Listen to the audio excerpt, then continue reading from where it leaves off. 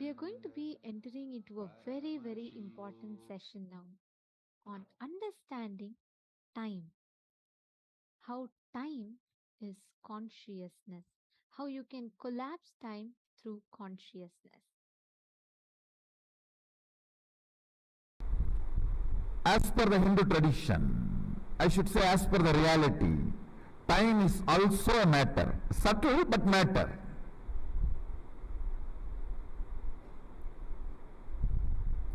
If you can handle your hand, you can handle your brain. If you can handle your brain, you can handle your mind. If you can handle your mind, you can handle time. Subtle but matter. Time is matter. It's not consciousness. So consciousness can handle matter. Consciousness can handle matter.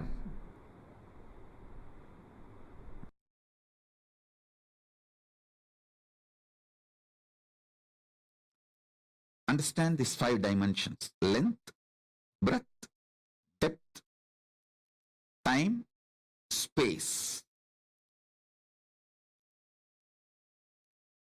Modern day scientists are trying to separate time and space, but ancient Vedic scientists, our masters, have always mentioned time and space more or less as a one. There's no watertight compartment between time and space. So anyhow, I'll try to explain in your logic, the logic which you understand that way. So listen. When a breadth dimension manifests, it just swallows the length. Length loses all its qualities when it is taken over by the breadth. I tell you, when I was swallowed by Arunagiri Yogeshwara, I lost all my individual identity and qualities and quantity, everything. Just Paramashiva swallowed me and he became me. And I am happy about it. I welcomed it and I enjoyed it and I am enjoying it even now. And I am so happy I took the decision of offering me to Paramashiva for him to digest me into him. Like how big fish swallows the small fish. Big snakes swallows the small snake.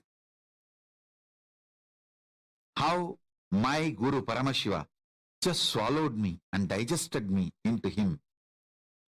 Same way, higher dimensions just swallows the lower dimensions. When breadth manifests, it just swallows the length. When depth manifests, it swallows the breadth and length both.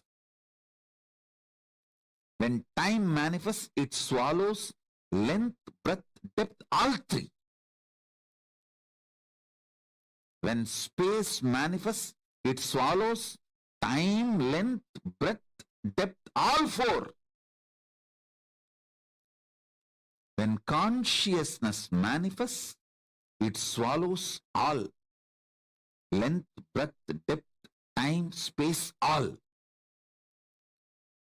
I am telling you, you have consciousness which can just swallow the time.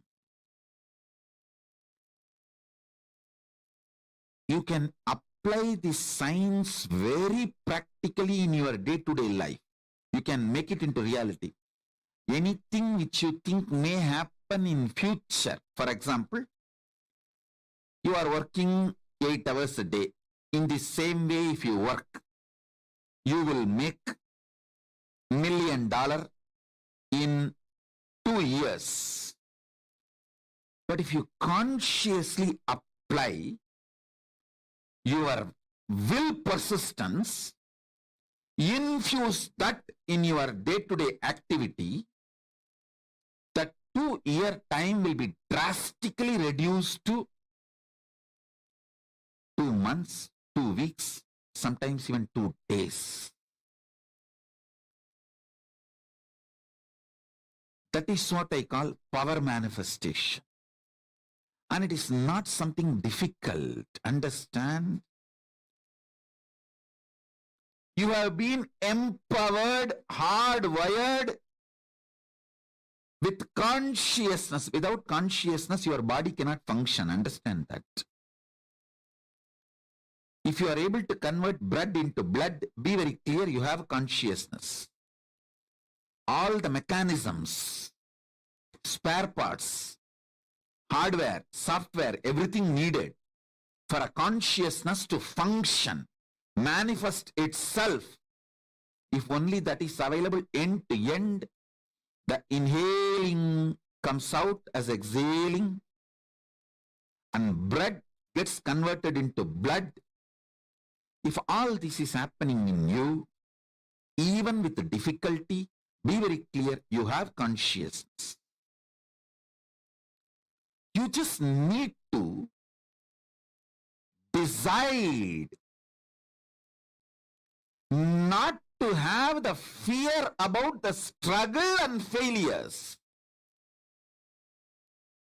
Treat that struggle and failures very cheaply. Don't be afraid of it. Now, first understand this one thing. Stop being terrorized, frightened about your struggles and failures.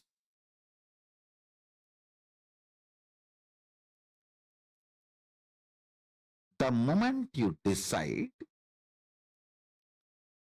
your consciousness is the supreme identity you have.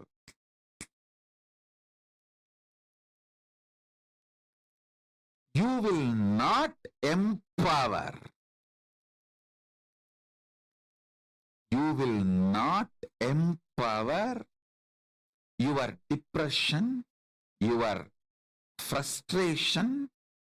Listen, the power your depression has over you is you thinking how many ever times I try to stop this depression, I am not able to, I am failing, I am again and again falling into this depression. This thought empowers your depression.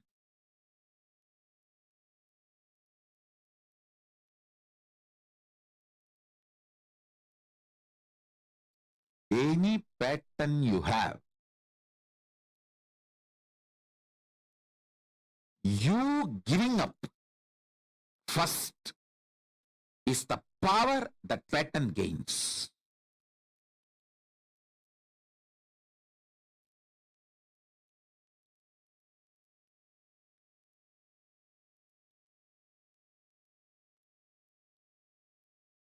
Listen. Understand this? It's a very subtle trigger you go through. Anyone allows this trigger to become a lifestyle, you become the serial offender of consciousness. If you say, oh God, I struggled so many times with my depression, I am not able to keep up, I give up. This thought will make depression as a lifestyle for you.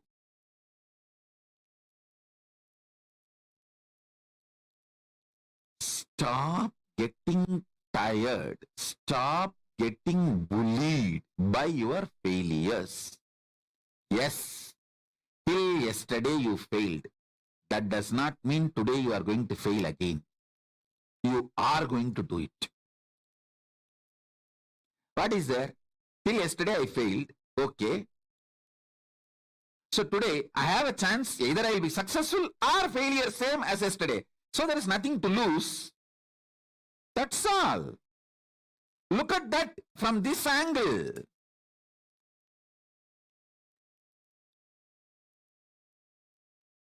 deal your problems, whether it is simple headache or depression or the worst suicidal patterns or life negativity, only through consciousness. Don't go for any other solution. Don't go for any other solution.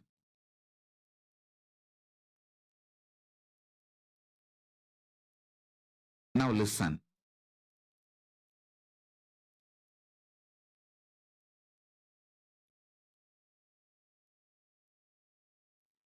If you are already successful, then there is a danger of losing something which you gained through your success.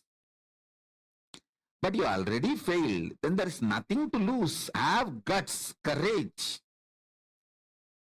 Beggar has nothing to lose. If already you have failed multiple times, then there is nothing to lose.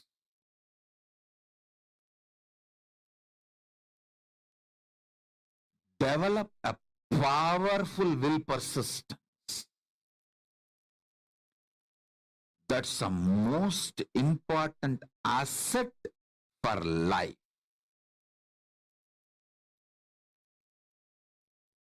A powerful conscious will persistence.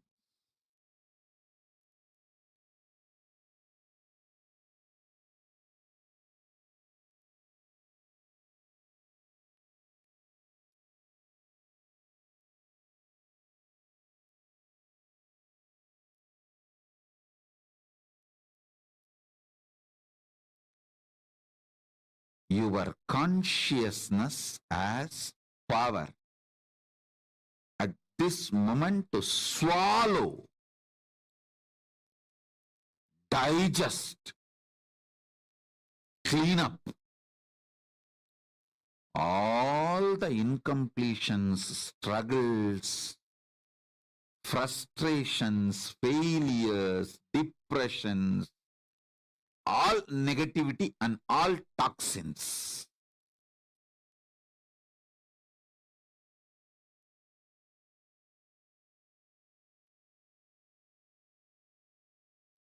Listen.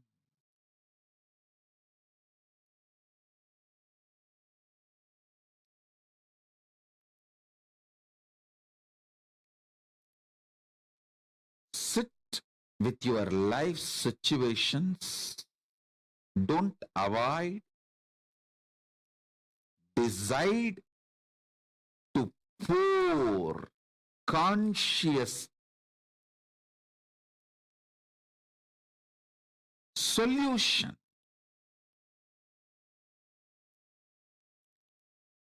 Decide to be intense in every activity.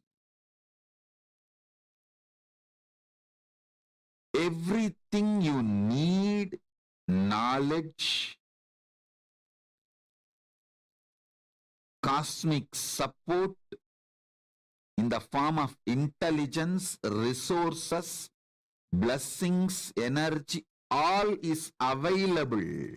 Hey, listen. All is available. I am not giving you some life positive blah blah. I am giving you the facts of life. I am not helping you in positive thinking. No. Thinking itself is a shit. What is there in positive thinking? Listen.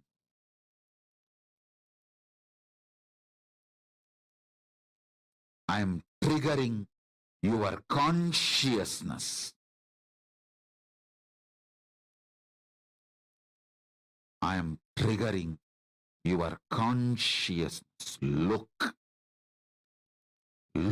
into your life. Listen to this. Time itself is nothing but your decision to be lazy, arrogant, stupid, and struggle with the same rut. Your decision to struggle with the same rut is time, Kala. Your decision to swallow time is Kala Bhairava.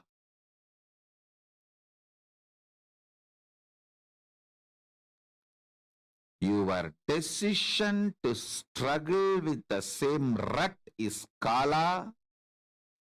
Your decision to swallow the time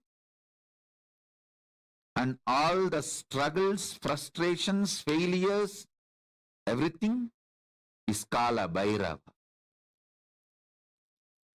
Whether in the health level or in the mind level, thinking level, conscious level, don't struggle with the same problem second time. Don't be a cheap stupid to struggle with the same pattern second day. Hey, once you struggled with one pattern, that's okay, enough. Why will you do the same struggle second time? I always tell my disciples, at least don't do the same mistake again and again. Even if you decide that much, that's enough. Because you are not that creative to do new mistakes.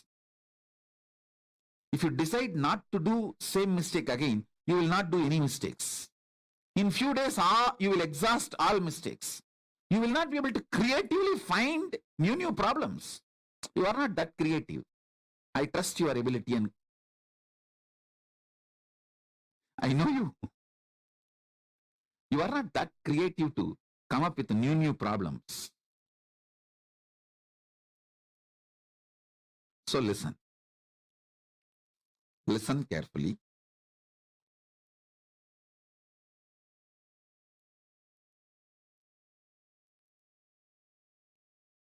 If you decide to break even one pattern, one struggle, one frustration, one failure, you reduce the time drastically.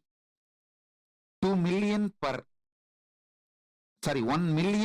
2 year, it reduces into 1 million in 2 months. Listen. I'm talking in the angle of money because only that you understand. You can apply this in the angle of health, in the angle of anything. Day-to-day life, relationships, career, in every level, business.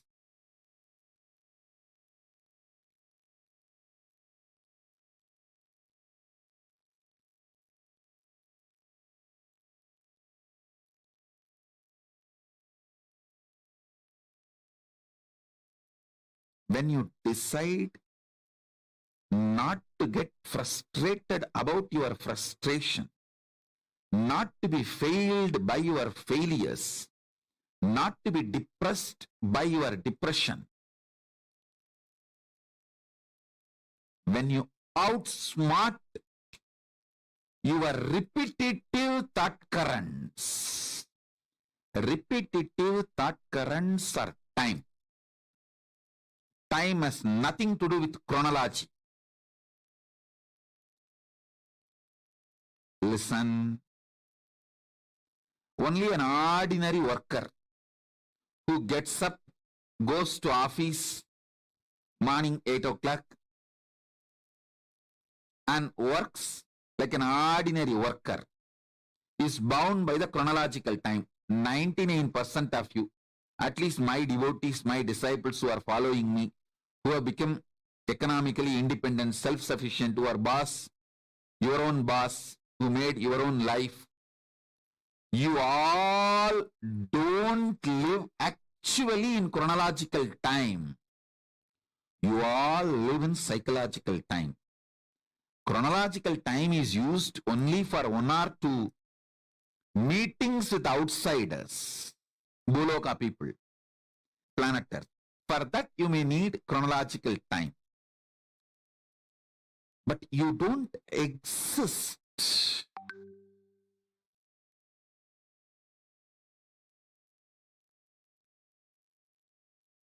and live in chronological time. See, once you are self-sufficient, you are your own boss. You have your time, your life for yourself.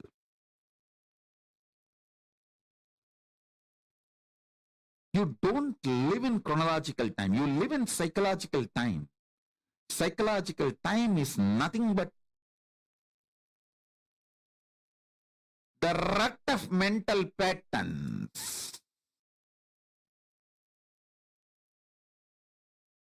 Somebody asked Swamiji, in Ramayana there is a story, Ahalya was cursed to be a stone for ages. Was she really for millions of years lived as a stone? Listen, if you decide not to break your depression, the millions of years chronological time, you will be in depression. But the moment you decide to break that pattern, you just swallow the whole millions of years and wake up now. The feat of Sri Ramachandra triggered so much of joy, life positivity, clarity, love in her. She just decided to get out of the depression state. Understand? She just decided to get out of the depression state. That's all.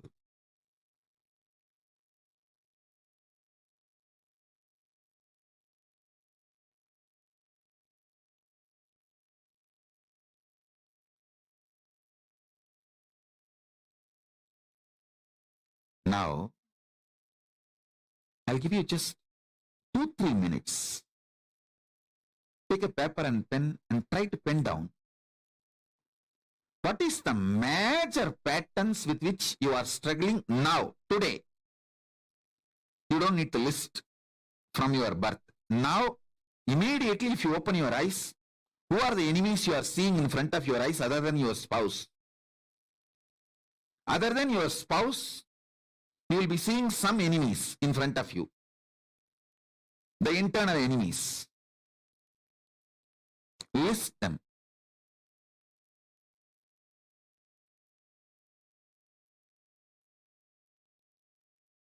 I'll initiate you.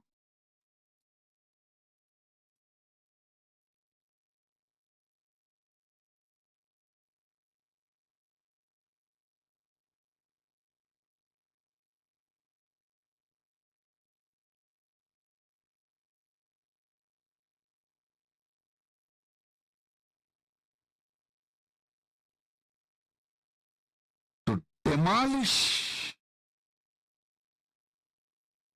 this concept of time through your consciousness. You can just collapse the time and swallow it inside. You are empowered conscious.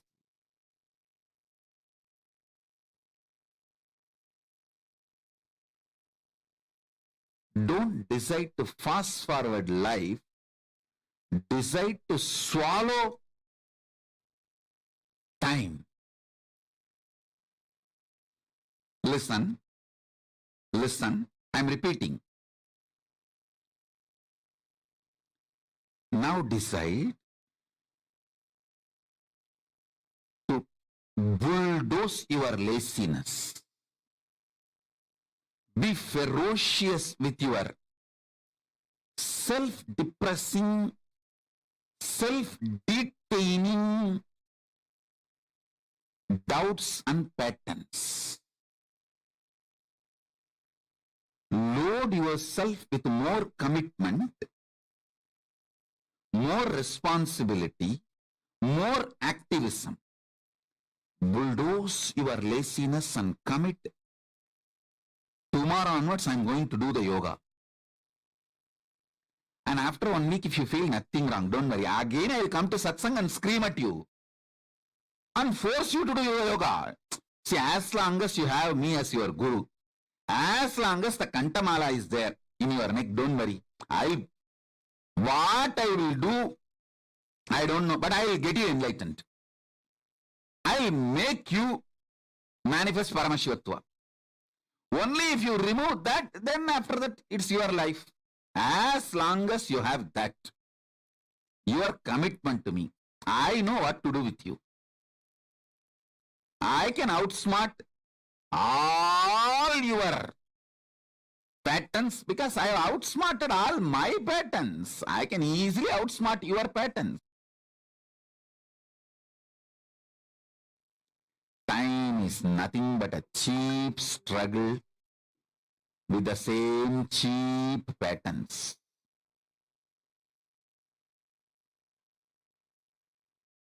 You know, you get constipated with certain food, but you eat the same shit. That's what I call getting stuck in time in the level of health. Breaking from that, liberating yourself saves time. I tell you, if you save time by reducing the wastage of time in your life, even in 1 or 2 small things, Paramashiva then supports and saves you time without wasting it in your enlightenment manifestation, power manifestation.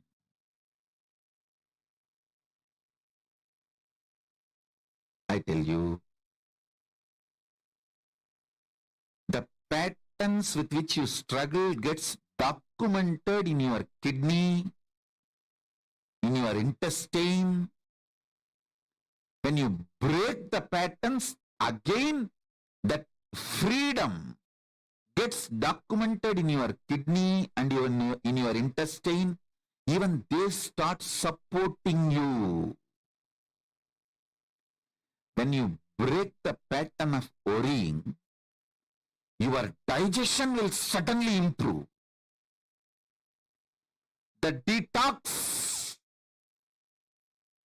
happening in your body will suddenly improve.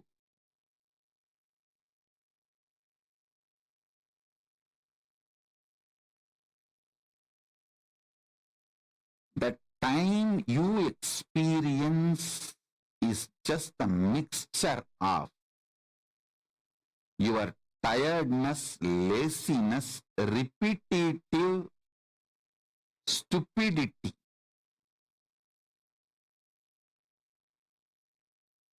Tiredness, laziness, repetitive stupidity. You experience is just a mixture of your tiredness, laziness, repetitive stupidity. Swallow it with your consciousness. I empower you. I'll swallow it for you. Clean it up. Make the fresh Satya Sankalpas. Form a new life.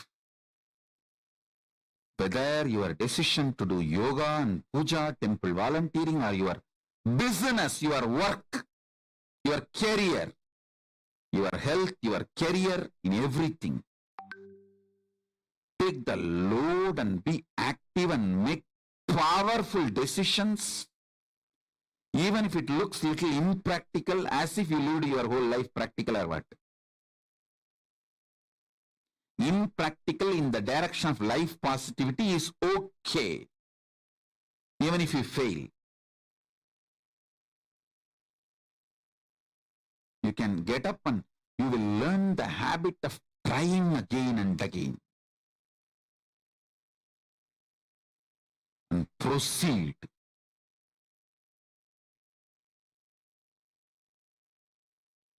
Progress.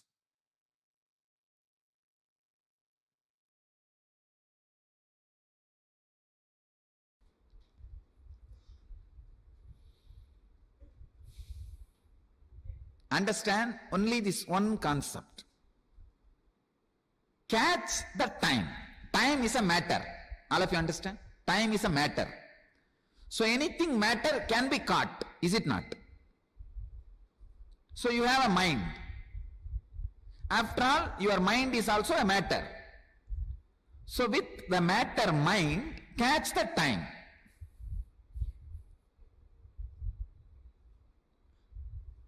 What is this? We know he is crazy. But now it is going overboard. Understand? Very subtle part of you trying to catch the cosmos. See, subtlest part of you is your mind. Subtlest part of the, I can say, grossest part of the cosmos is time. These two are very close to each other. Subtlest part of you is mind. Grossest part of cosmos is time. If you try to catch with the subtle part of you, the gross part of cosmos, you will catch it. Understand what I am saying?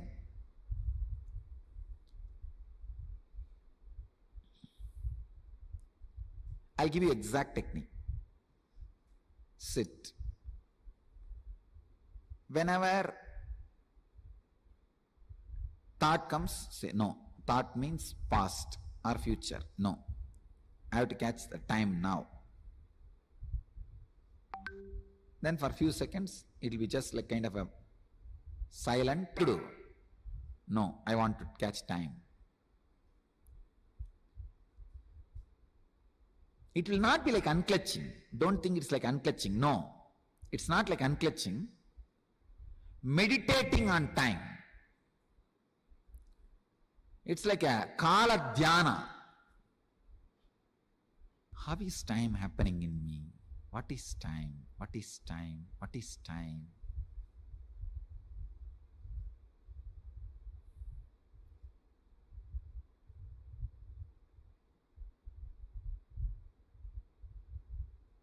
See, if you keep this towel in a vacuum box for 10 years, after that 10 years, vacuum box means nothing has worked on it. Try to take out this towel, it will be piece. It will be just a piece. Then what has worked on it? It's after all in the vacuum box, vacuum tube. There's no oxygen, there's no air, not even air has touched the towel. Why it has become old, why it got toned? It will be just bit by bit, piece by piece. Means time has worked on it. Time has worked on it. Same way, time works on your body. Understand? Continuously, the wear and tear on your body is happening because of time.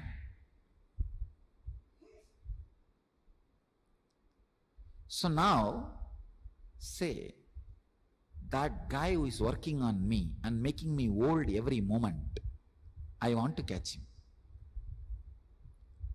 That thing which is working on me, making me old every moment. Nobody wants to get old. But somebody is making you old. Who is that guy? Catch him. Time is the guy. Time is the guy who is making you old. See, you can touch time only in the present moment. You understand? You can't catch time in the past, already gone. You can't catch it in the future, not yet came. You can catch time only in the present. But I am not saying you to live in present moment to moment. No. Living moment to moment is impossible. It never happens. I am telling you, catch time. with your mind. See, your mind is nothing but the small edge of awareness you have about this moment. That's your mind. Because anything else is a thought. See, it's like how a blind person reads a Braille book. Braille book is there. He puts his finger and goes on reading. The fingertip is the mind. Same way for you. The whole world is there. All thoughts are there. The small tool with which you are reading all those thoughts is mind. All of you understand?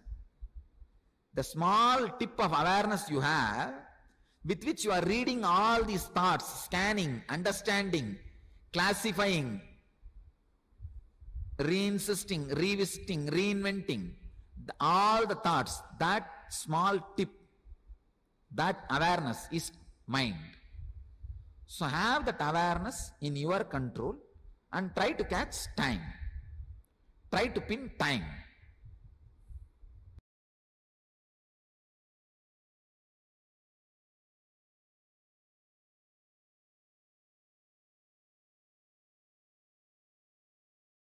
Time is the thief who steals the physical health, mental health, and spiritual well-being from us. Physical health, of course, all of you know. More you get aged, you will be getting aged and all the disease, all the difficulties, all the problems. So you know the physical level. Physical level I don't say much, and you know mental level. How the time steals our peace. How the time makes us stressful. How the concept of time leads us to stress. Few concepts I'll present first, then we'll analyze. First thing, there are two things called chronological time and psychological time. Chronological time, you know, based on your clock, it just moves. You know the quantity of second, minute, or hour, or a day, everything you know, chronological, based on your watch, based on your clock. Another one is psychological. In India we say time is measured by the word kshana. Kshana does not mean second. It means the gap between one thought and the other thought. The gap between one thought and the other thought. If you can understand this one concept, time, you can just be liberated from stress. You can simply enter into a stress-free life, because all our stress is just internalizing the chronological time without understanding. For inner world, there is a different concept of time. Actually, for outer world, there is a different concept of time. For inner world, there is a different concept of time. When we try to internalize the outer world time, we create stress in our being. Stress is nothing but internalizing the outer world time. Let us see a little deeper how we can escape from it. Actually, when I first presented this theory to a group of corporate people in India, I told them, without any technique, without any meditation or yoga or any stress management techniques, you can liberate yourself from stress. They were shocked. They said, it looks too good to be true, Swamiji. They said that this is the word they used, too good to be true. But after undergoing the program, they said, sure, yes, simply it happens. Because you don't need to do anything. If the problem is just mental blockage, almost all our stress is nothing but just a mental blockage. Misunderstanding, trying to internalize which can't be internalized. misunderstanding between the chronological time and psychological time. Chronological time is your routine. You know, by seeing the watch, you know the time. What time you are supposed to get up and what time you are supposed to walk and what time you are supposed to come to the office and what time you are supposed to do this. You have a routine, fixed routine. Psychological time, that is what we are supposed to now analyze. It is a gap between one thought and the other thought. Shana is measured as a gap between one thought and the other thought. For example, if you are sitting with your friend who is very close to you, with whom you feel very comfortable, you will be sitting hours together and you will not even understand the time is passing. Suddenly you will realize and say, oh, so many hours passed. Suddenly you wake up and you say, so many hours have passed. I don't know how. And if you are sitting with somebody who is boring, dull, dead, for every 10 minutes you see them, watch. Because the time never moves. More the number of thoughts, more you feel time is not moving. Less the number of thoughts, you feel more relaxed, more stress-free.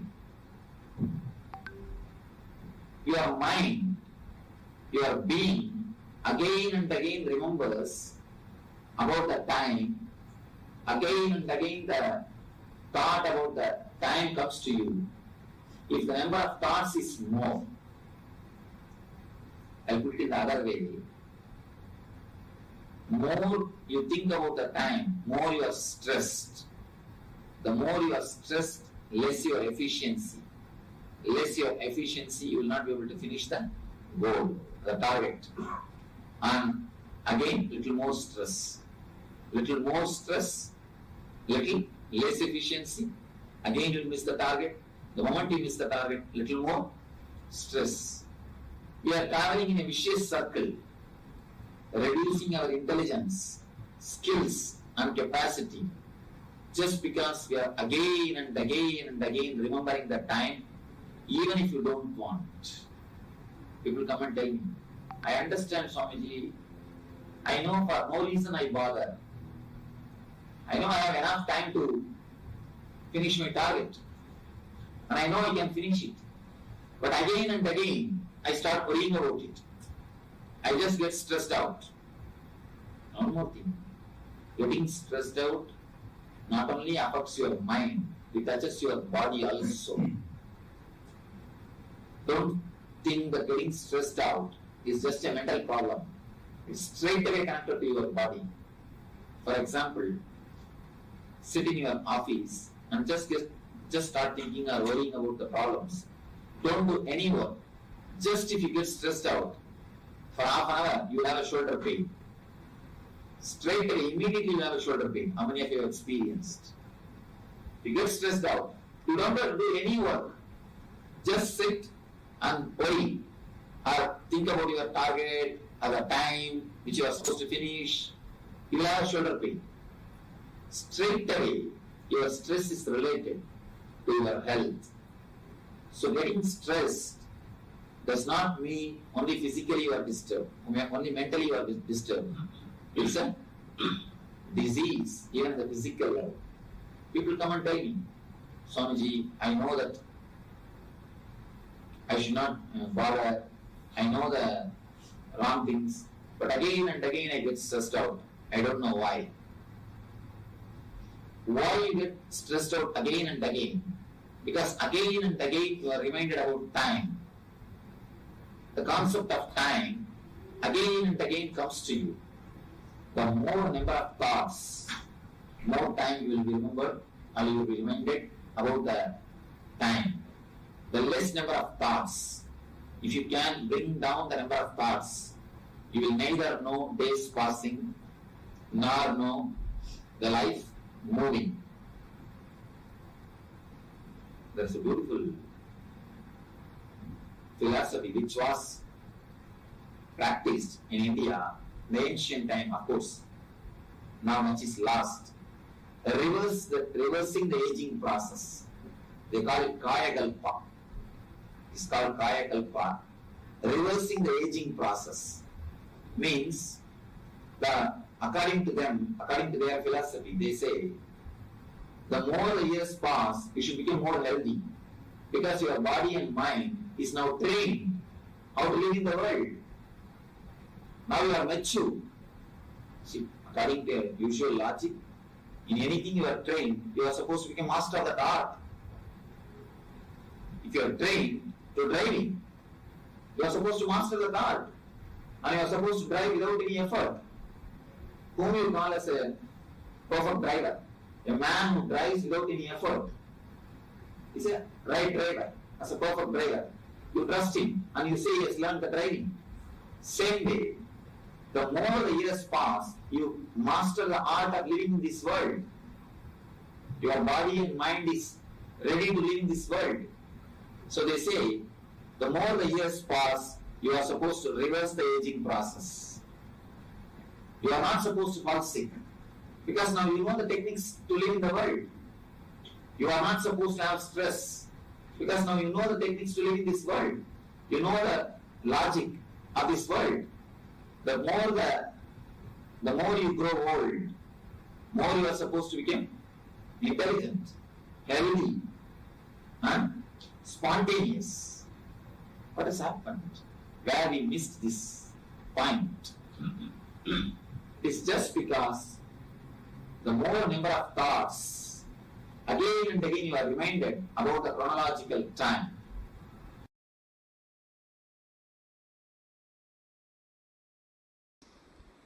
Where is time? There is no such thing as time exists. Sun rises and falls, moon rises and falls, body rises and falls. That's all. Where is time? What is the definition of a day? It is not existential reality. A day is not a day as you think. It is the definition you created, which the whole world has accepted non-controversially. See, any definition accepted non-controversially by the world does not become existential reality. It's a taught fact.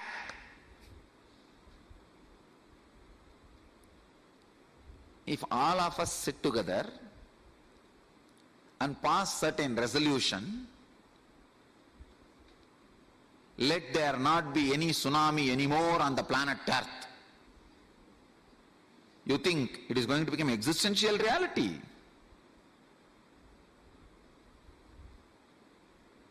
At the most, it can become a country law. That's all. Or at the most, it can become a law in all the places where the human beings are living. But not more than that. Time is the root cause of all sufferings.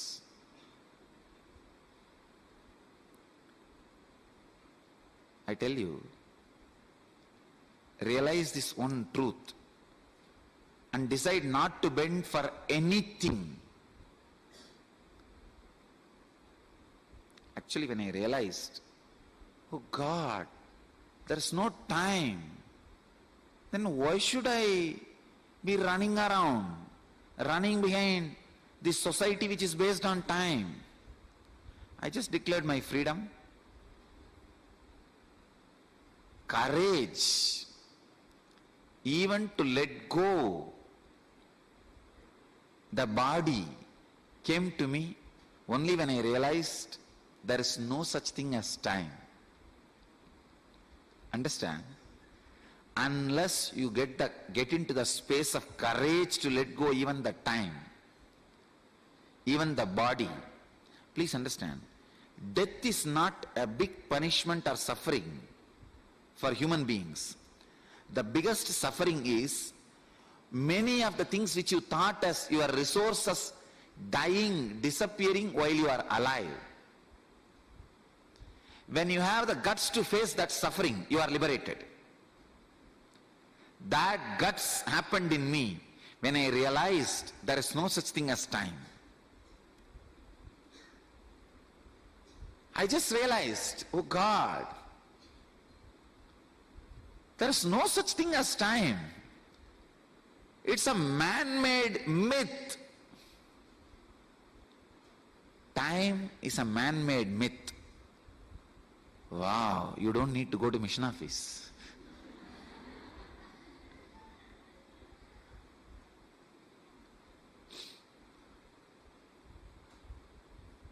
Actually, if you declare time is a myth, you don't need to come to mission office. I will not ask you to come. I will send food to your room. It is just an integrated decision.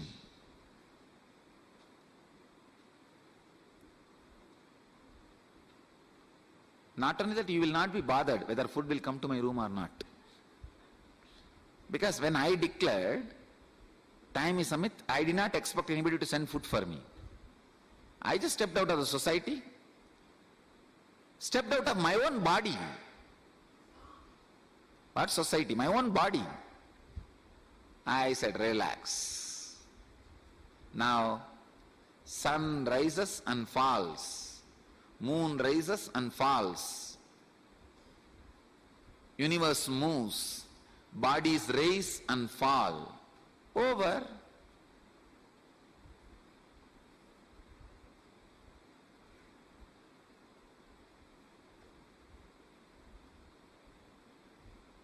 What a foolish myth we created, bound ourselves.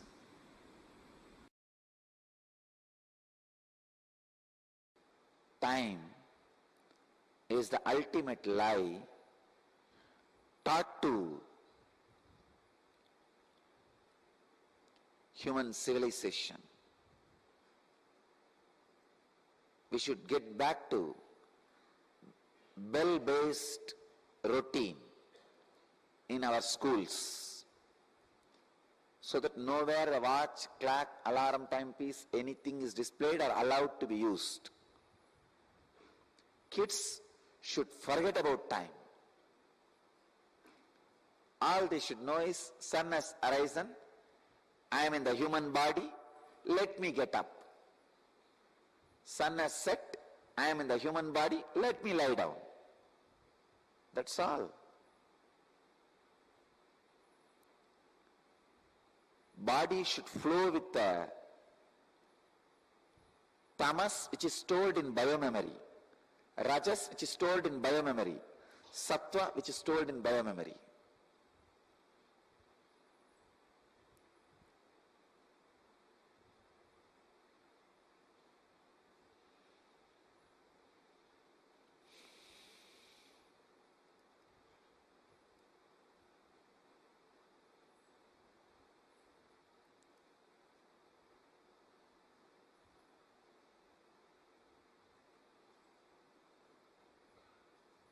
Life is for living. Reality is for living. It is not for destroying. Liberating yourself from one of the greatest myth called time is the ultimate liberation. Patanjali says, Sarvata, Sarvam, Sarvata, from all and beyond. Let me translate this word, Sarvam and Sarvata. Sarva Vishayam, all and everything, Sarvata, in all ways.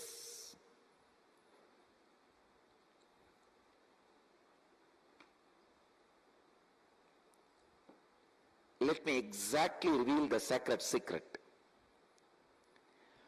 Being an external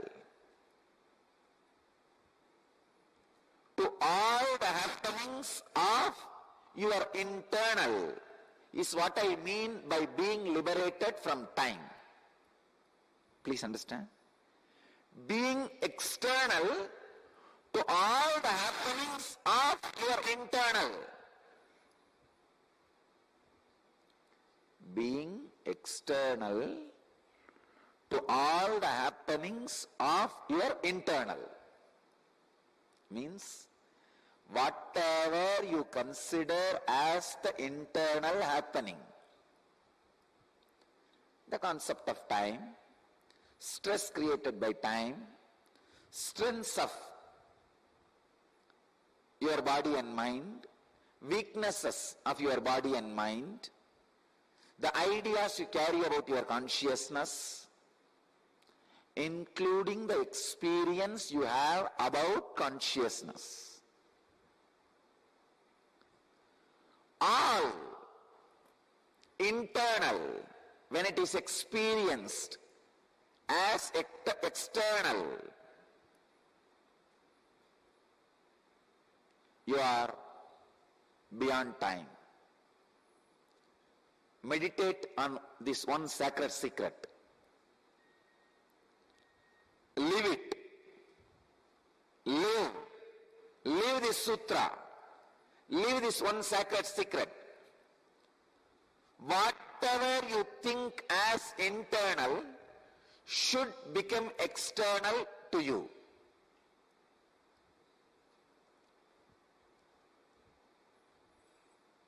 Living in such an observation, all internal is external for you. The more and more internal things become external for you, the more you are grown spiritually. Understand? Inside, if there are 100 things, for somebody 20 things may become external. Means initially your body will become external for you. Yes, this is not me.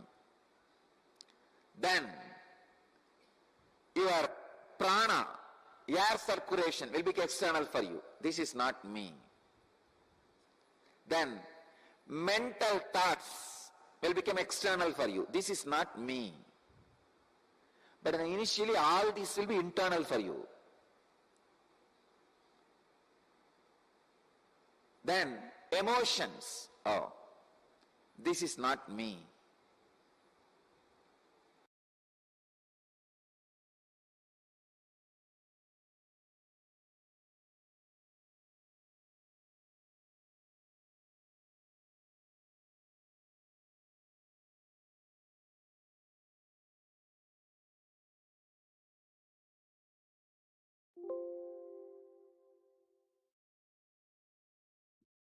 We literally had like a back-to-back series of revelations now from Swamiji, where Swamiji explained to us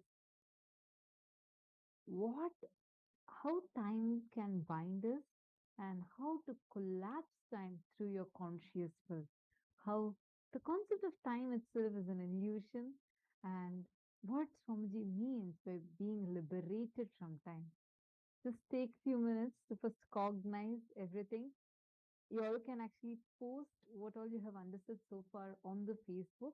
Go to the Facebook group and please share what did you understand so far.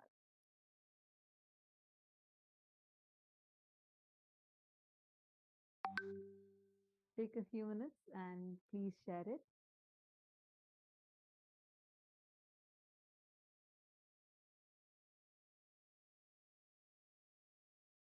Now let's also do a very quick internalization exercise.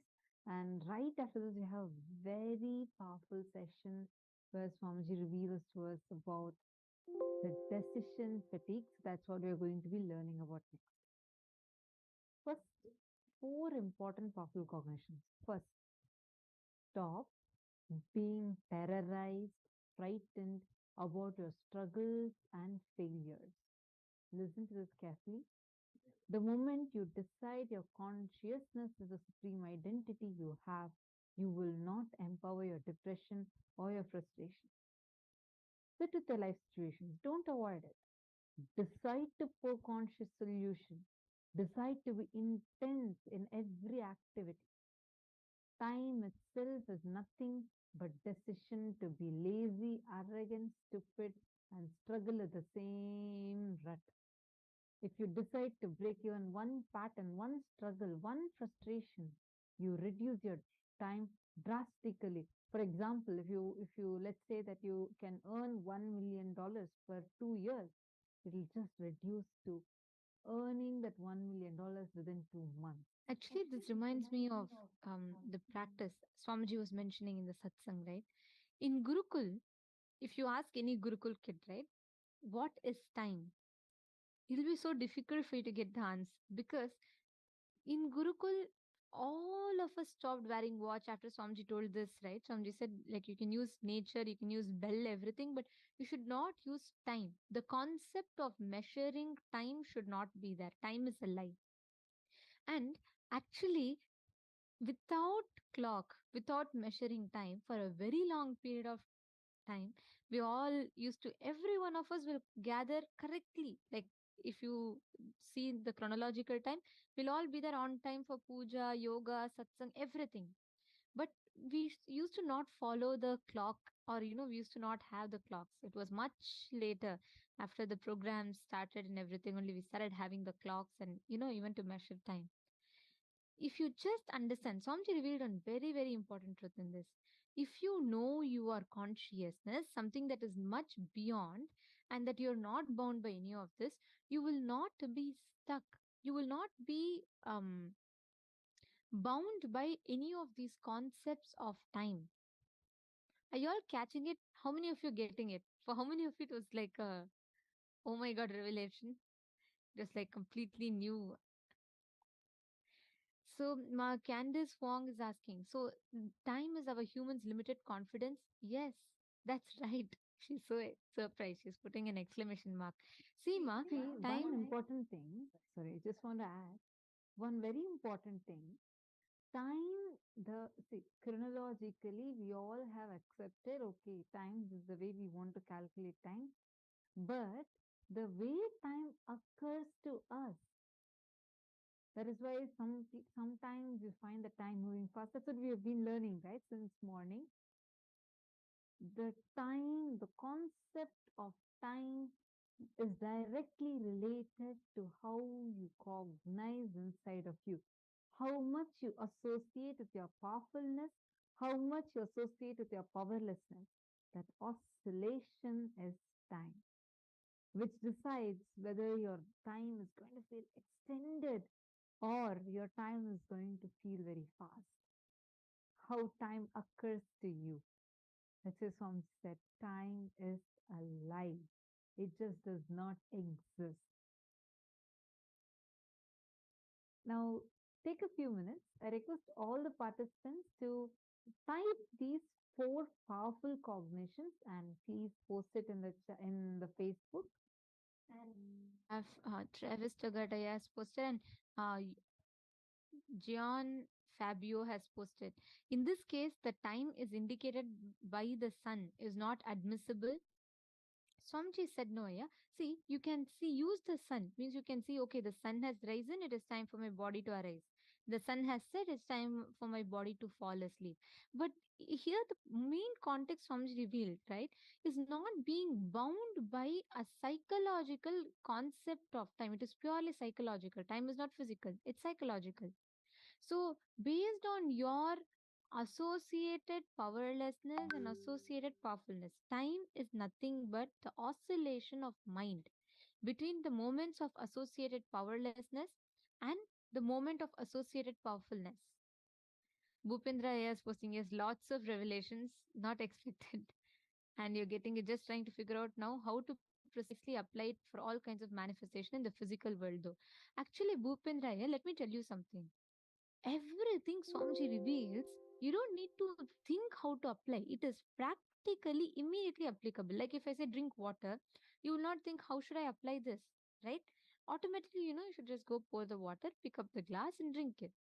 Same way, all the truths Swamiji is giving, just start digesting them. Means start cognizing it. Shravana, Manana, Nididhyasana. That is why Hinduism has these beautiful terminologies.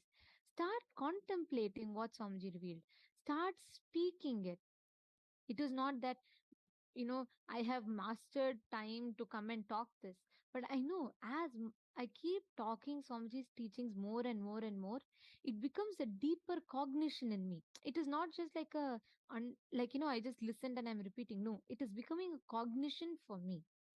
And when I start talking it, and when I start questioning my answers, answering my questions, and when we discuss, after that, it will become an experience. And after that, I'll just have to apply it and live it. So understand, all of Swamiji's teachings are not something that you have to think about how you can apply it. It's just practically applicable. Just think about it. Actually, Swamiji is the most practical person. Like everything Swamiji tells, it is actually very, very, very practical. Just sit, cognize, and know very clearly this can be immediately applied in your day-to-day life. Take a few minutes, first cognize what Swamiji has told. I request all the participants, we'll give you all a few minutes. Please type all these four statements and post it on the Facebook.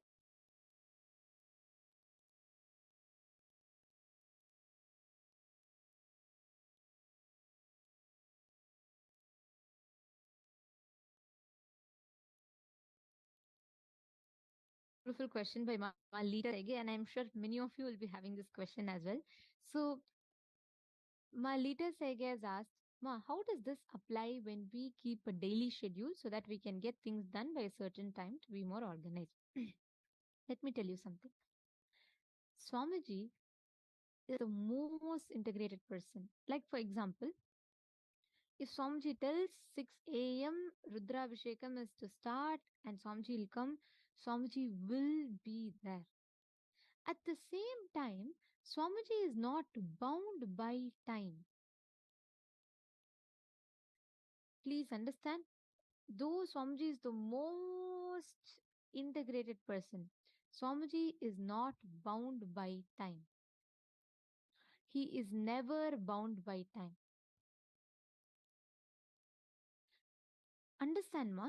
You can use time as a supporting mechanism. See, Swamiji tells, even for wealth, Swamiji tells, as long as wealth is your supporting infrastructure to achieve your reality, it is okay. But if that becomes your goal, that is a mistake. As long as wealth is a support for you to achieve your goal, it is good. But if wealth itself becomes your goal, then it is greed. Same way, as long as time remains a supporting mechanism, it is fine. But the moment you get stuck in the rut of time, you get stuck, you start thinking, oh my god, this time, I'm bound by time. The moment you think you're bound by time, you lose the game. That is why Swamiji tells, collapse time through consciousness. The whole game here is you going beyond the time by understanding that you are consciousness, you are not bound by time. See, understand, everything in life that you are stuck with, all the continuous rut that happens around you, that is all binding you back in the loop of time loop. This is exactly what Swamiji said, initiated all of us, and he said he's liberating us all from. This time loop literally removes you, keeps you stuck into that same repeating situations. How many times you have observed that same type situations happen again and again and again? For example, you want to really be successful in something, and every time, even if you take up a completely new project, you feel that you're bound to fail, and you see it's like a circular thing happens again and again and again. That when you're stuck in the rut of time. Your consciousness, the moment you cognize that your consciousness is supremely powerful and more than any other identity, it is the conscious identity which is yours. The conscious sovereignty is your identity. When you cognize that supreme identity as your identity, you will have the powerfulness to declare with the conscious will, you would be able to break free from time. So please understand.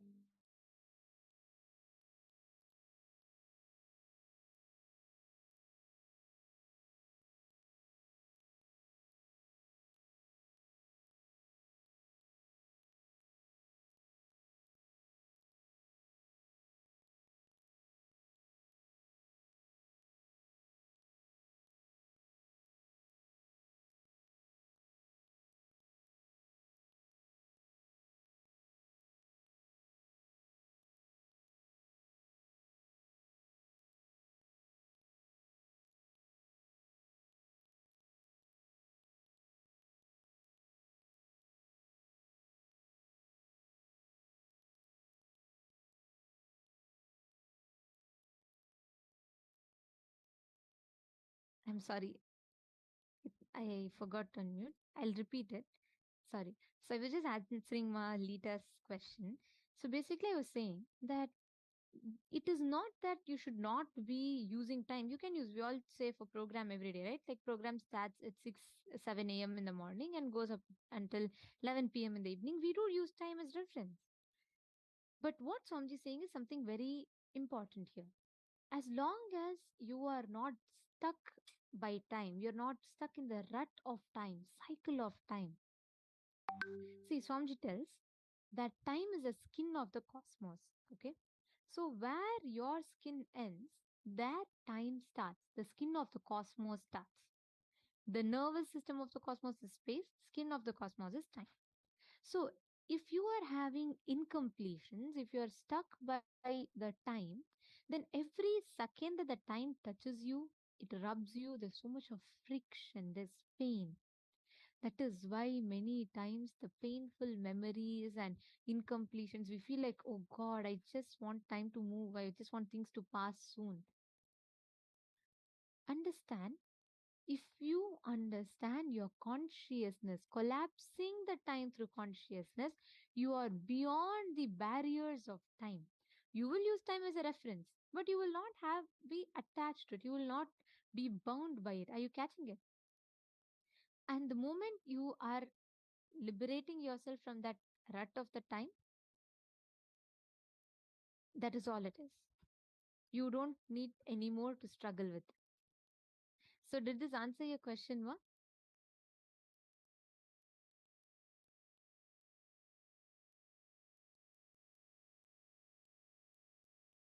Yes. So, let me know, Ma, Lita Sege, if you caught it. If you understand this one truth, the way Swamiji revealed this one truth, you will completely have a breakthrough.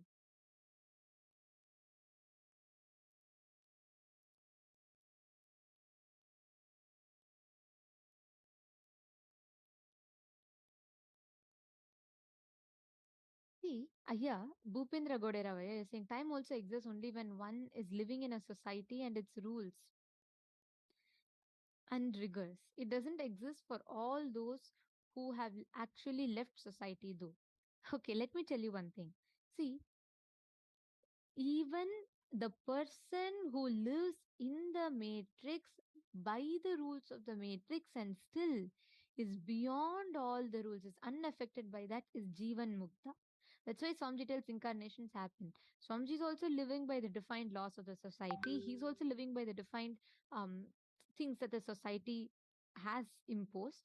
But Swamiji is not bound by any of them. He is absolutely free.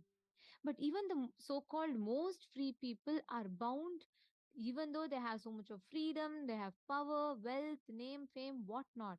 But still, they all struggle. It is not a question of, I'm living in the society, so it justifies, or, it's fine. It's a completely different thing. Living within the matrix, living within the time frame and still not being affected, still not being attached, still not being controlled by it is the real game. If you understand that, then you win the game. Yes. Now, the gift for this session for all of you is here, and it will be emailed to you all. There's a very beautiful revelation from Swamiji on the thoughts per second and how it affects.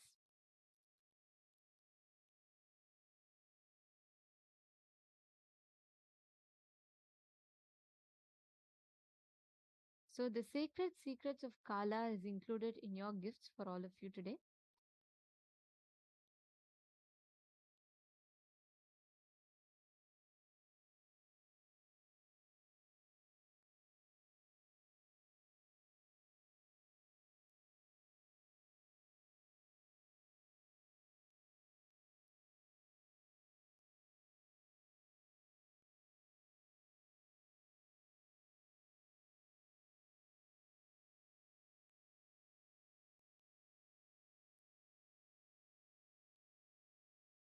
Now, we all are going to be entering into the last session of our day. Now, whatever you have learned about time, collapsing time through your conscious will, the next thing we are going to be entering into is understanding about decision fatigue. How just by taking decisions, we feel so tired, and that's called as decision fatigue, and how it affects you, your efficiency, how efficient you are, how much you're able to get things done, and how you can overcome it. Swamiji is going to be revealing secrets about how to break free from decision fatigue. So let's listen to the revelation now from Swamiji.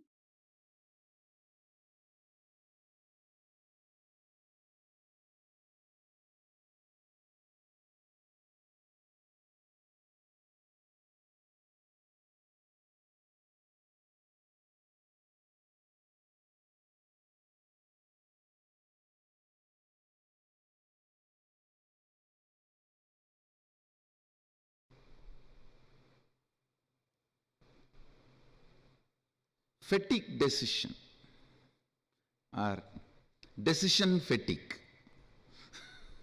means fatigue which happens to you by making decisions. Actually, decision fatigue is fatigue decision. Listen. Decision fatigue is nothing but fatigue decision. I'll explain. When you decide to superimpose elephant on a wooden sculpture, elephant, the fear or greed or other emotions, opinions associated with elephant gets aggravated in you. When you go through that ups and downs, incompletions, you become tired. Even if buildings are happening, big buildings are happening, what you are doing is only phone call, nothing else. If you just do the postmortem and see exactly what you are doing, it's only phone call and talking and at the most signing, that's it.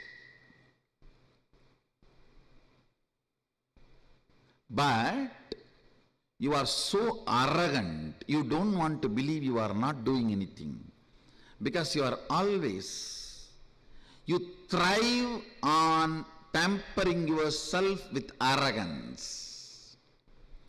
Pampering yourself with arrogance is the way you thrive. So naturally, to cheat others, you start using the word, I am doing this, I am doing that. And finally, you yourself start believing and get cheated by it. You getting cheated by yourself is what I call fatigue decision or decisions of fatigue.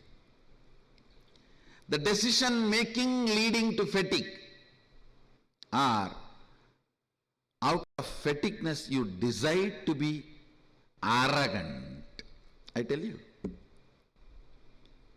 fatigueness, when you are tired, you decide to believe you are doing too big things.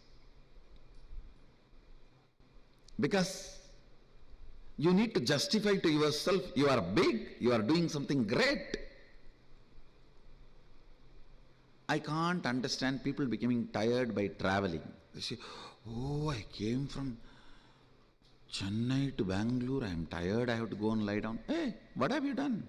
Other than sitting in the AC car. It is just most cunning, arrogant way of cheating others. Unfortunately, while you utter these words to cheat others continuously, after 4 or 5 times you start believing that words and get cheated.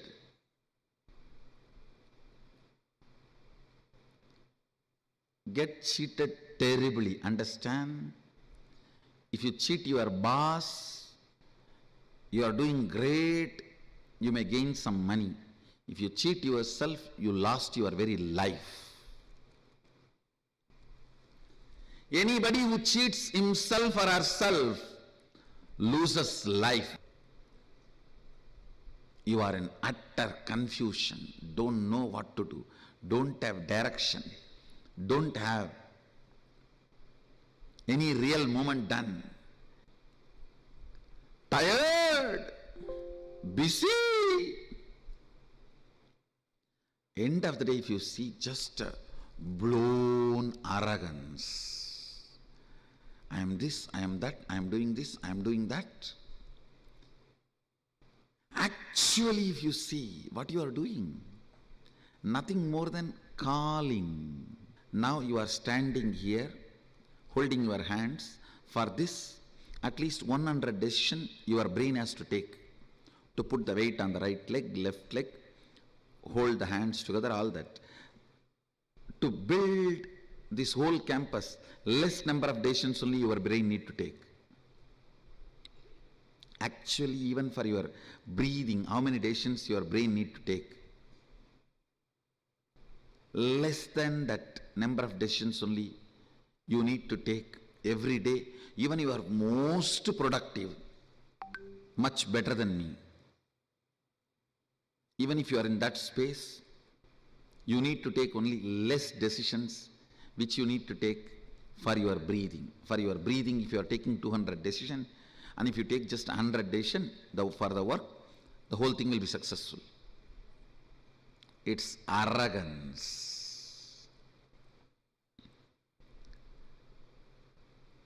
The false identification, because of your decision, whoever is working, you attribute all the glory to you. You attribute all the glory to you, which is not true. Which is not true. Arrogance. Because decision makers are paid more money than the people who are working, you develop certain arrogance. Decision fatigue is the direct result of the mental setup you carry, whether you are under the matrix or outside the matrix.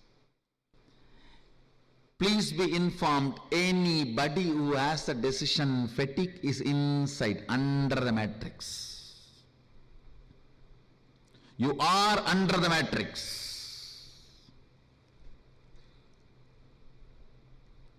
Anybody who understands, actually if you see more subtler way, for breathing, how many decisions you take, less number of decisions only you need to take, even to be an ultimate successful billionaire or to do any work done. If you understand that, suddenly work will bring a lot of strength, joy, activism, being alive. If the micromanagement does not bring frustration and fatigue in you, you are out of matrix. Even your so-called macromanagement brings fatigue, decision fatigue in you, you are within the matrix. Arrogant, violent, you are dangerous to live with. Fatigue decision, people's prana is dangerous to breathe. Decision fatigue is the direct result of the mental setup you carry, whether you are under the matrix or outside the matrix. Please be informed, anybody who has a decision fatigue is inside, under the matrix. You are under the matrix.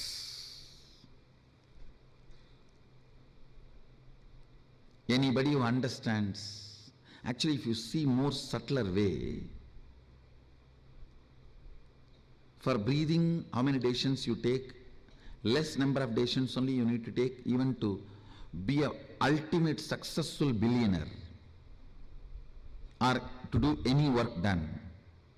If you understand that, suddenly work will bring a lot of strength, joy, activism, being alive. If the micromanagement does not bring frustration and fatigue in you, you are out of matrix. Even your so-called macromanagement brings fatigue, decision fatigue in you, you are within the matrix. Arrogant, violent, you are dangerous to live with. Fatigue decision, people's prana is dangerous to breathe.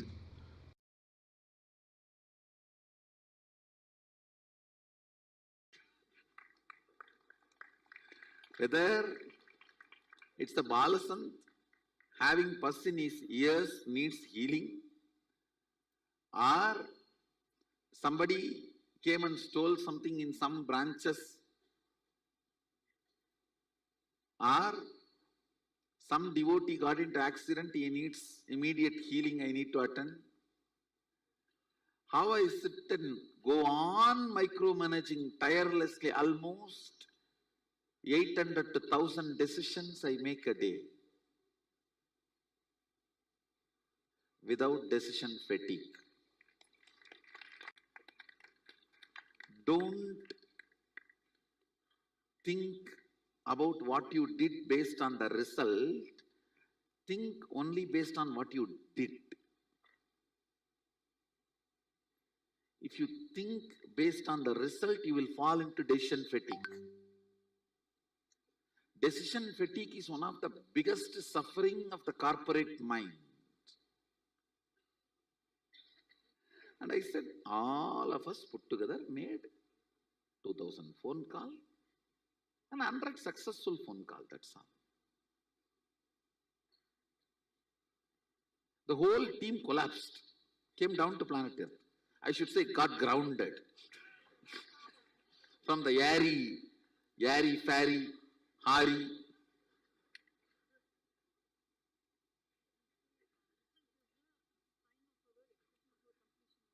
Result is the sign of our completion, but based on result, you cannot assume what you have done. When it comes to what you have done, see, feeling about what you contributed should come only from what is the effort you put. See, what I am talking is talking from the context of becoming egoistic out of air, thin air. All right, this whole thing is done. What these guys have done? One phone call to this contractor, one phone call to the umbrella fellow, one phone call to the Dumbai fellow, one phone call to the volunteers team. They tied it over.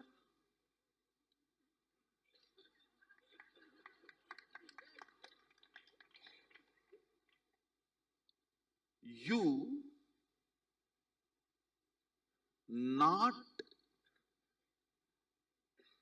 building castles in the air about your contribution keeps you away from denial and keeps you grounded about life. The decision fatigue is all about entertaining denial. When you entertain denial, listen carefully. You need to justify you are doing too many big things. So you have to always weigh yourself based on the result, not based on what you contributed.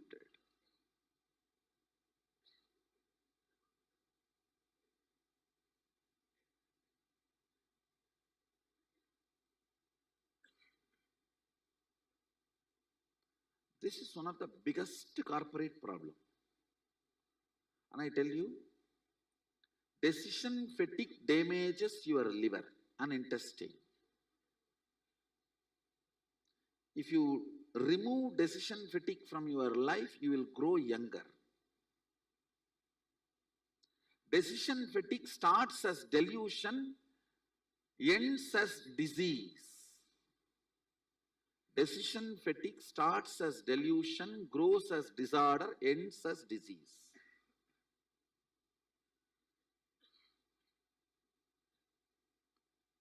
I know many of you are not convinced that you have a decision fatigue. You all feel that really you are contributing something.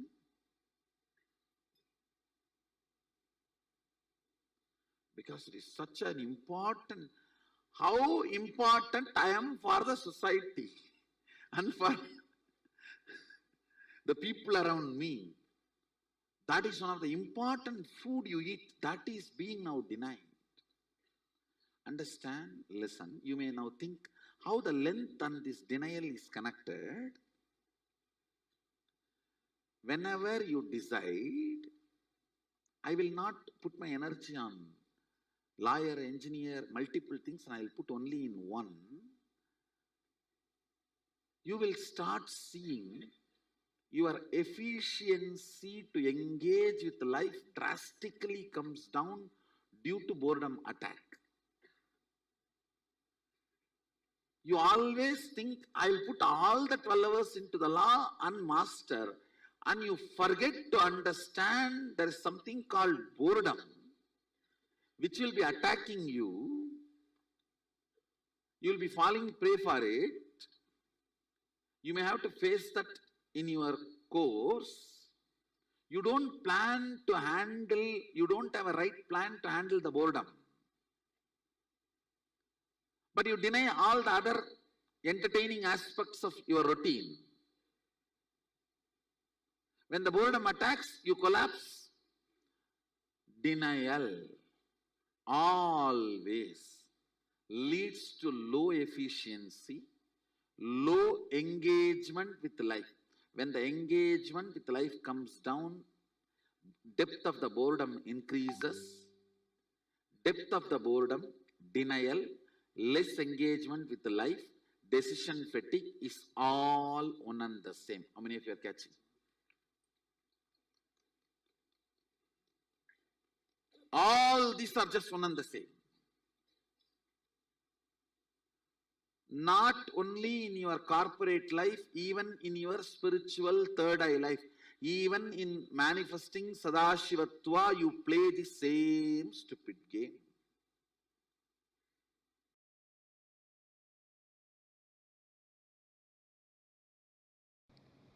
Listen, decision fatigue steals your life from you. Decision fatigue directly tires your liver and intestine. Decision fatigue directly affects your very existence. The NRI Hindus, non-residential Indians, Hindus, listen. This is one of the important message I have for you. It has nothing to do with spirituality. You get heart diseases, heart problems, and die younger 600 times, not percentage. Listen, 600 times. Listen to me once more, not percentage. If you want, Google it. I again and again read that line. No, is it percentage or time or spelling mistake or error? So I landed upon one or two articles saying 600%. Then I went through again and again. larger number of articles and more authenticated papers published with the original names and the organization names which did research are talking 600 times. Even I could not understand. But I can give you the original reference. 600 times you are more prone to the heart problem, heart disease, death. Reason is, I tell you, decision fatigue. Only one reason, decision fatigue. If you are an NRI, 99% of you are in white collar job. Only the construction workers in Dubai and few working class in Malaysia and Singapore, like this exemption only does blue collar job. 99% of you are doing only white collar job. Then what is the need for you to die so early? One and only reason, decision fatigue. If I can make NRI community understand decision fatigue from the angle of physical, physiological, psychological, not even from the angle of spiritual, because still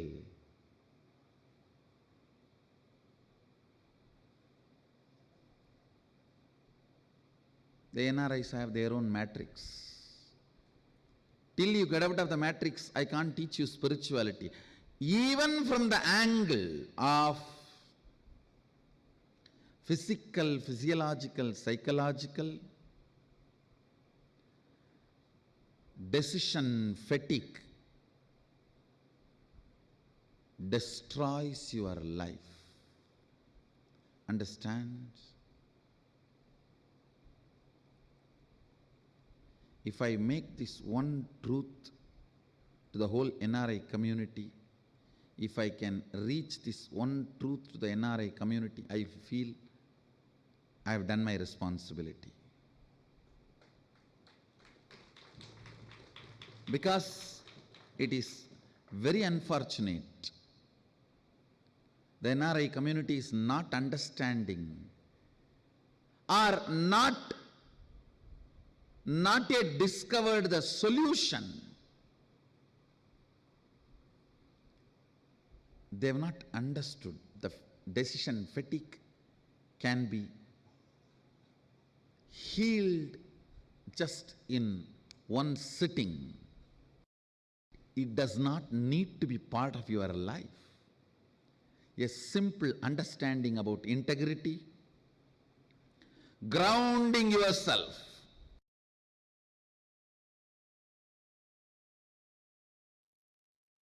Oh, listen, listen. Understanding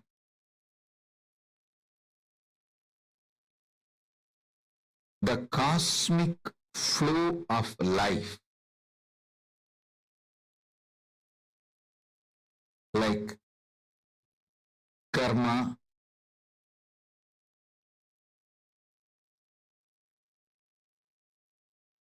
naturally takes its own course of life.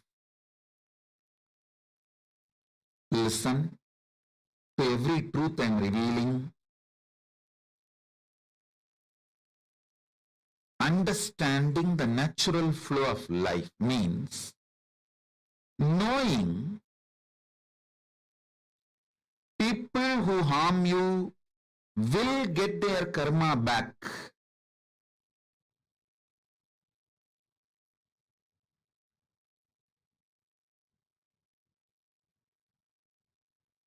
People who support you will get their punya back. If you do something wrong, you get the karma. If you do something wrong, but you raise your consciousness, you can save yourself from the karma coming back. Understanding these few basic principles takes away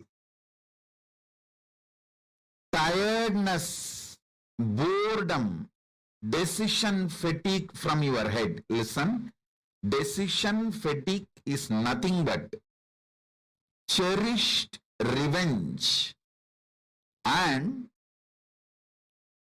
frustration by coming to a conclusion, world is not fair.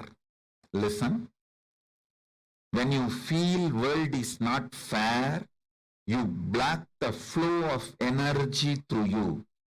You block your Shakti. You fall into frustration. Naturally, that leads to decision fatigue. Understanding world is just dharmic. Having simple eyes to see how the karma comes back, how nobody can escape from good or bad.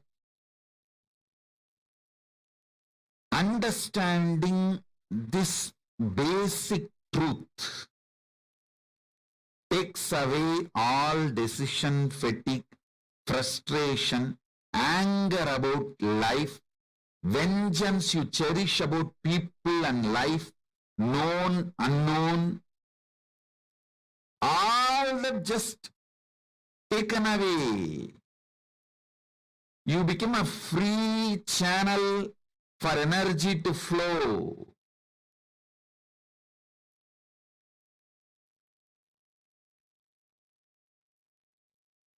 Listen.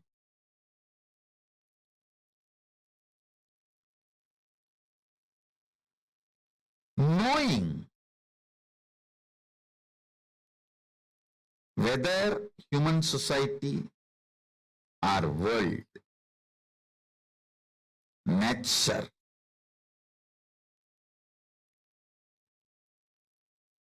everything known and unknown flows as per dharma. I tell you guys, it is this clarity, just because of this clarity, karma naturally goes back to people. I don't initiate new karma. See, listen carefully.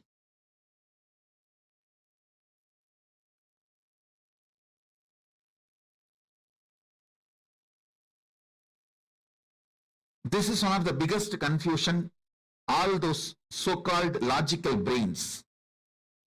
People try to tell, maybe, see, when I tell them, hey, don't kill the goat and eat, next janma, the goat will come as a human being and kill you and eat. They say, maybe Swamiji, last janma, the goat killed me and ate. That is why now I am killing the goat and eating. Stop initiating new karma. Then your Kundalini will be awakened. You will have the Shakti to see the flow of whole life. Stop this idiotic justification for initiating new karma. Listen carefully.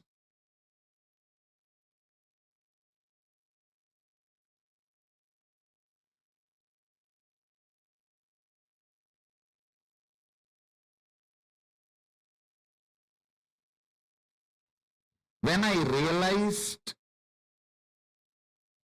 the flow of dharma and flow of karma, I stopped initiating new karma chakra or the karmic chains. that has brought so much energy in me. So much energy, I tell you.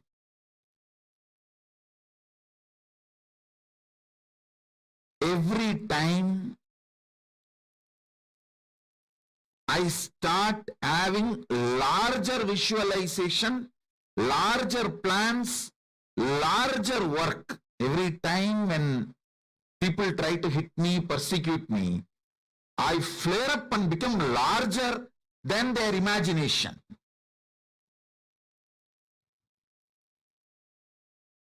Secret of my energy is knowing the karma flow and dharma flow. I just know you don't need to initiate anything to take revenge on people. Initiate, focus everything to protect you and creatively contributing. That's all. You protect yourself. For that you can do everything. And go on contributing creatively.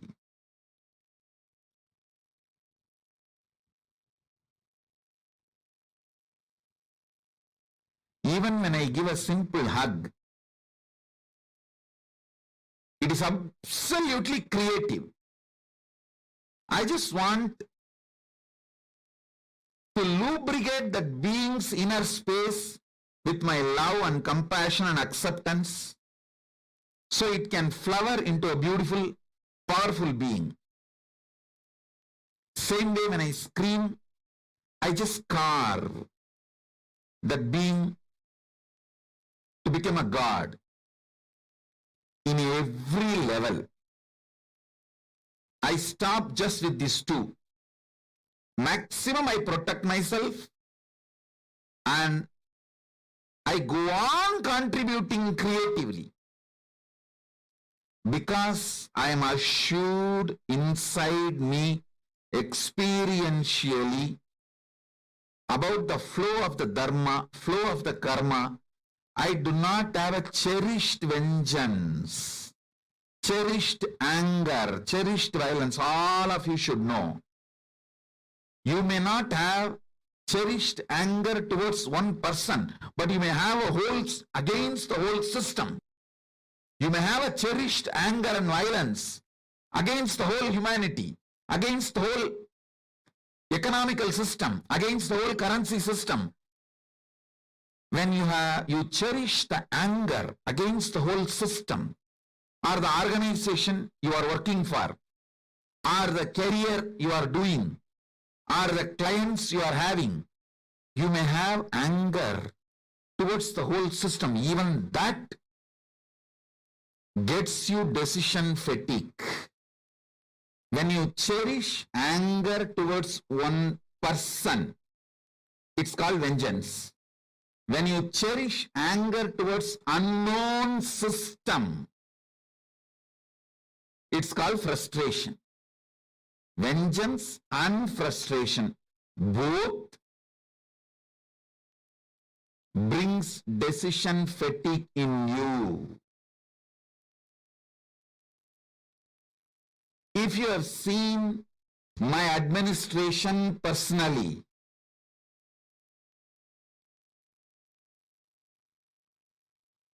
you will see clearly neither known nor unknown vengeance. I'll keep myself away from people. I know the cobras. I know culinaries. I keep myself away, protect. But I will not cherish anger, vengeance, or frustration and all.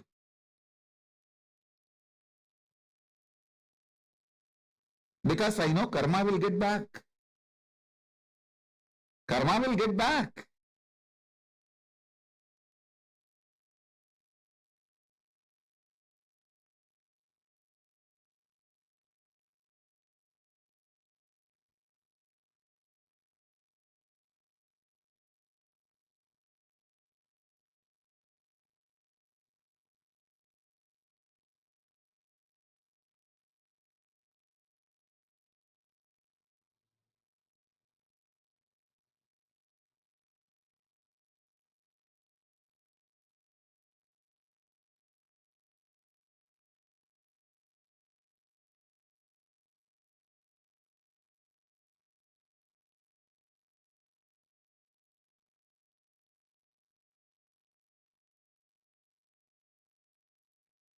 I'll give you few minutes.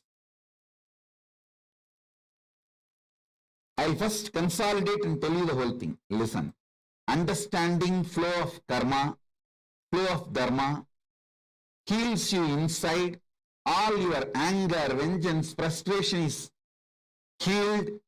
Then naturally your innate quality of compassion and love, motherliness overflows. All the decision fatigue disappears.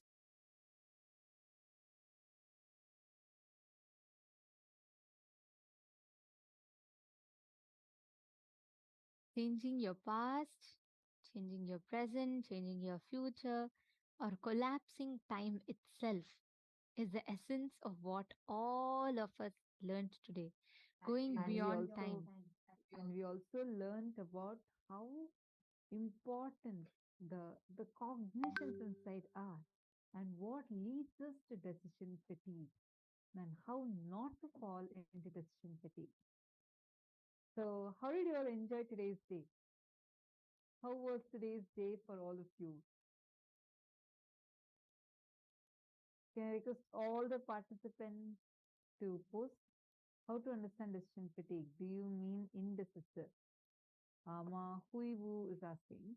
Wu Hui, listen carefully. Decision fatigue is not about being indecisive. It is about being so like you going on and on and on, continuously feeling that, oh God, I'm doing so much. All you would have done is just sat on your table and made 10 calls. But by the time you take your 10th decision, you already feel overwhelmed that you took so many decisions and you've been working so hard, and that frustrates you, puts you into tiredness, puts you into boredom, and makes you feel so frustrated with life. That is called as decision fatigue. Are you understanding? Swamiji tells, right? Swamiji does not understand what is this concept about feeling tired after you travel and come. Swamiji is not even talking about jet lag over here. Swamiji is talking about like normally you go, you travel and you go to your, go somewhere and come back. You feel so tired. Why?